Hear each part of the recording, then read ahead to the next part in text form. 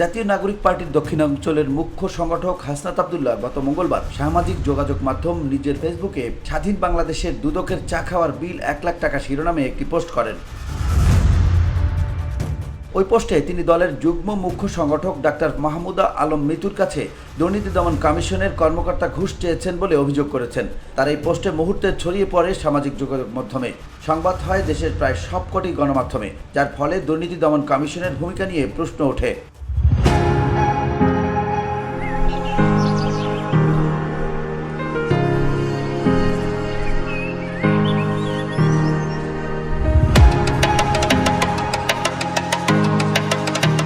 তবে হাসনাত আব্দুল্লাহর এই বক্তব্যকে যাচাই বাছাইহীন ও মানহানিকর দাবি করে প্রতিবাদ জানিয়েছে দুদক। মঙ্গলবার দুদকের উপপরিচালক মোহাম্মদ আক্তারুল ইসলাম স্বাক্ষরিত এক প্রেস বিজ্ঞপ্তির মাধ্যমে এর প্রতিবাদ জানানো হয়। এতে বলা হয়, সামাজিক যোগাযোগ মাধ্যমে জাতীয় নাগরিক পার্টির দক্ষিণাঞ্চলের মুখ্য সংগঠক হাসনাত আব্দুল্লাহর একটি পোস্ট কমিশনের দৃষ্টিগোচর হয়েছে।